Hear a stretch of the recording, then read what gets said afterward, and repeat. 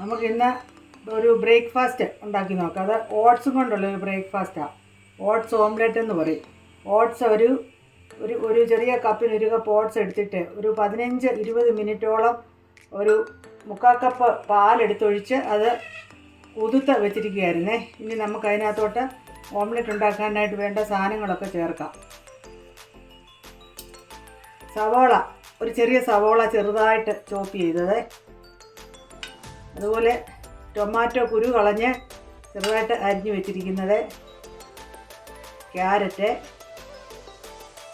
ഒരു പച്ചമുളക്, ഒരു ടീസ്പൂൺ കുരുമുളക്, അല്പം മല്ലിയില, ആവശ്യത്തിന് ഉപ്പ്, അതിൻ്റെ കൂടെ തന്നെ നമുക്ക് 3 മുട്ട, ഇത്രയും ചേർത്താണ് ഓംലെറ്റ് ഉണ്ടാക്കുന്നത്.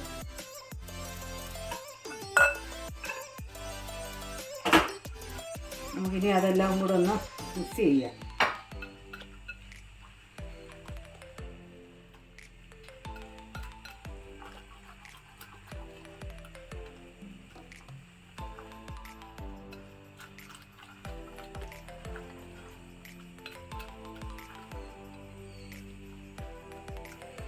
നമുക്ക് ഒരു സ്പൂണ് ബട്ടർ അങ്ങോട്ടിടാം.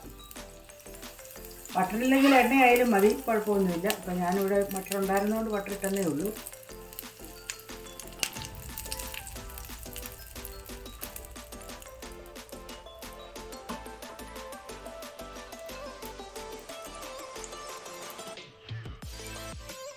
ഓംലെറ്റ് അങ്ങോട്ട് ഒഴിക്കാം. എല്ലായിടവും കൂടെ ഒന്ന് ആക്കാം നമുക്ക്.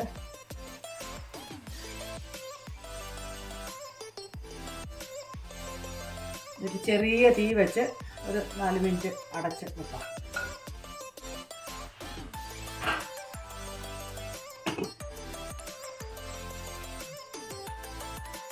ഓംലെറ്റ് ഇവിടെ തിരിച്ചിടാറായിട്ടുണ്ട്. നമുക്കതൊന്ന് മറിച്ചിടാം.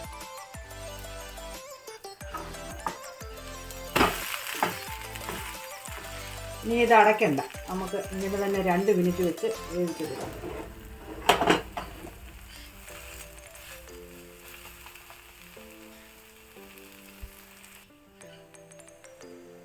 ഇനി നമുക്ക് ഓംലെറ്റ് പ്ലേറ്റിലോട്ട് എടുക്കാം.